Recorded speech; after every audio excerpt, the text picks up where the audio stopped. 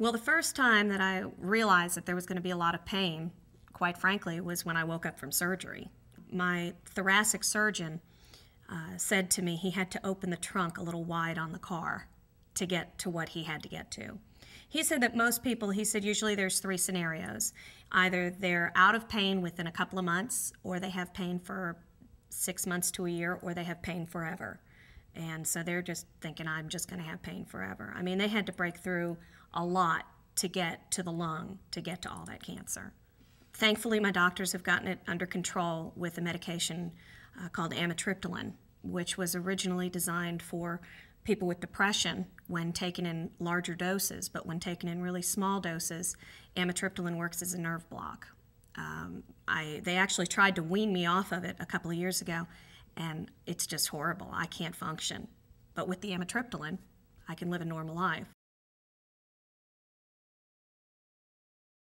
Because of the pain, I was laying in the bed a lot. Because of the sickness, I was laying in the bed a lot. That was very depressing.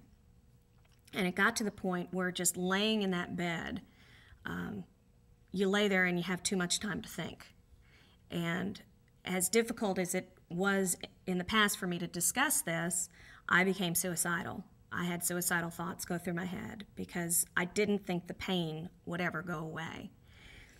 So one day, when I was laying in the bed, this phrase popped into my head that if we stand and face the battle, we cannot lose the war.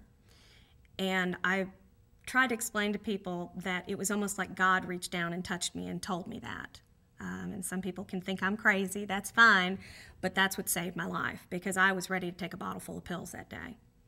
And I like to think that maybe I had to go through this experience to share with other people and to maybe give them strength and let them know that as difficult as it is during treatment, that if you can just get past it, that there is a light at the end of the tunnel.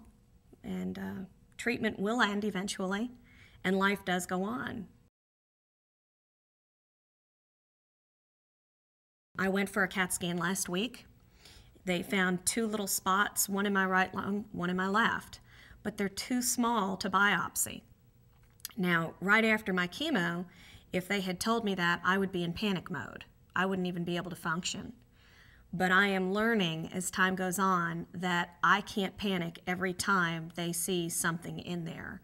I have told myself I can't allow cancer to paralyze my life, and I won't allow it to paralyze my life. It's a part of my life, and I think about it every day. It's not something that I've put behind me, but I'm not going to let it paralyze me. Many years ago, after my last chemo, some girlfriends had invited me to go on a cruise, but the cruise was like 8 months from the time we started talking about it, and I was going to have to purchase my ticket. And I wouldn't buy a ticket because all I could think about is, I don't want to buy a ticket. What if I get sick again? And I'm not going to let that do that to me anymore. I'm going to live every day.